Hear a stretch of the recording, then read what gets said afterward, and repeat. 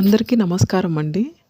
ఈరోజు మంగళవారం షష్ఠి తిథి ఉన్నందున ఈ మార్గశీర్ష మాసంలో షష్ఠికి చాలా ప్రాముఖ్యత ఉంది. కాబట్టి మనం షష్ఠి తిథి గురించి తెలుసుకుందాం. ఓం శ్రీ గురుభ్యో నమః. ఓం శ్రీ మహాగణపతియే నమః. ఓం శ్రీ వల్లీ దేవసేన సమేత సుబ్రహ్మణ్య స్వామియే నమః. ఓం శ్రీ మాత్రే నమః. ఓం నమః శివాయ. ఓం శ్రీ సీతారామచంద్ర పరబ్రహ్మే నమః. ఓం శ్రీ హనుమతే నమః. మాసానాం మార్గశీర్షోహం అన్నాడు గీతాచార్యుడు. ఇలా అనడానికి చాలా కారణాలున్నాయి. ఏకాదశి దేవి యొక్క ఆవిర్భావము మార్గశీర్ష శుక్ల ఏకాదశి నాడు జరిగింది. ఈ మార్గశీర్ష మాసంలోనే శ్రీ సుబ్రహ్మణ్య షష్ఠి వస్తుంది. ఈరోజు మార్గశీర్ష శుక్ల షష్ఠి లోక సంరక్షణార్థం ఎప్పుడు పరమశివుని తేజముగా ఉండే సుబ్రహ్మణ్య స్వామి వారు ప్రకటముగా అవతారం దాల్చిన రోజు ఈరోజు. అందుకే షష్ఠికి అంత ప్రాముఖ్యత ఉంది. షష్ఠి అంటే స్కంద షష్ఠి, సుబ్రహ్మణ్య షష్ఠి, ఇవంతా సుబ్రహ్మణ్య స్వామికి సంబంధించినవే. అది ఈరోజు మంగళవారం షష్ఠి వచ్చింది కాబట్టి ఇంకా చాలా శుభప్రదం అండి. ఈరోజు మనం సుబ్రహ్మణ్య స్వామి గుడికి వెళ్ళిన సుబ్రహ్మణ్య స్వామికి అర్చన చేయించుకొని ఇంట్లో పూజ చేసుకున్న చాలా మంచి జరుగుతుంది. అదేవిధంగా సంతానం లేని వారు, సంతానం ఉండి వాళ్ళకి మంచి తెలివితేటలు కావాలన్నా, మంచి ఆరోగ్యం కావాలన్నా, మంచి జ్ఞానం కావాలన్నా మనం షష్ఠి రోజు సుబ్రహ్మణ్య స్వామిని పూజిస్తే మనకి చాలా మంచి జరుగుతుంది. శివుని రెండవ కుమారుడైన సుబ్రహ్మణ్య స్వామియే కుమారస్వామి అన్న, సుబ్రహ్మణ్య స్వామి అన్న, కార్తికేయుడన్న, స్కందుడన్న, షణ్ముఖుడన్న, మురుగునన్న, గుహుడు అన్న మొదలగు పేర్లతో పిలువబడుతున్నాడు. మార్గశిర శుద్ధ షష్ఠిని సుబ్రహ్మణ్య షష్ఠి అంటారు. దీనినే చంపా షష్ఠి, ప్రవార షష్ఠి, సుబ్బరాయుడు షష్ఠి, తమిళనాడు సైడ్ అయితే దీన్ని స్కందా షష్ఠి అని అంటారు.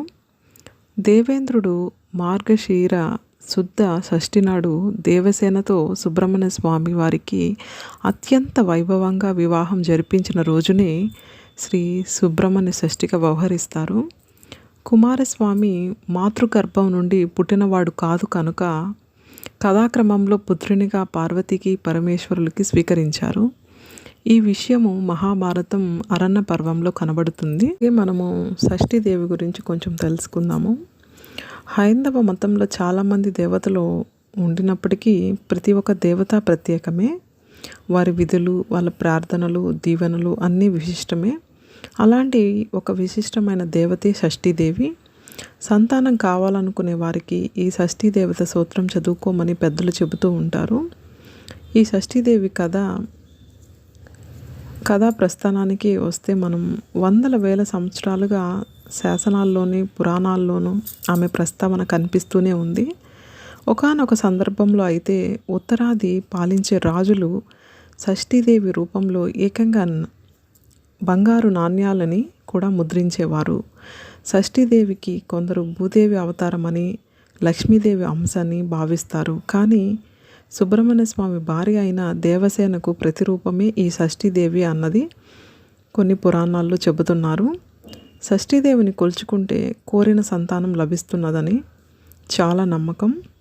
కేవలం సంతానాన్నే అనుగ్రహించడమే కాదండి, ఆ సంతానం ఇచ్చే సమయంలో ఎలాంటి ఇబ్బందులు తలెత్తకుండా కాచుకొని ఉంటుంది.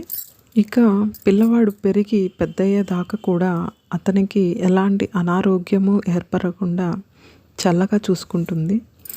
అందుకనే చాలా ప్రాంతాలలో సంతానం కలిగిన 6వ రోజు షష్ఠీదేవిని ప్రత్యేకంగా పూజలు నిర్వహిస్తారు. బంగారు మేనిఛాయిలో మెరిసిపోయే షష్ఠీదేవి ఇతర దేవతల కంటే చాలా భిన్నంగా ఉంటుంది. ఎప్పుడూ చేతిలో పిల్లలతో, తన వాహనమైన పిల్లితో దర్శనమిస్తుంది షష్ఠీదేవి. అలాగని ఆ దేవతకు ఒక నిర్దిష్టమైన రూపం అంటూ ఏమీ లేదు. అటు సాంప్రదాయవాదులుగా ఈ దేవిని మానవ రూపంలోనూ కొలుచుకుంటారు. ఇట గ్రామ దేవతగా భావించి వివిధ రూపాల్లో పూజిస్తారు. శాలిగ్రామం, మట్టికుండ, పూర్ణకుంభం, అరటి చెట్టు ఇలా వివిధ రూపాల్లో షష్ఠిని ఆరాధించే సాంప్రదాయం కూడా ఉంది. ఇక షష్ఠీదేవిని ప్రసన్నం చేసుకోవడము తేలికే. ఆమె సూత్రాన్ని పఠించడం ద్వారా, పక్షంలో వచ్చే 6వ రోజుని వచ్చే తిథి రోజున ఆమెను పూజించడం ద్వారా కోరిన కోరికలు తీరుతాయి.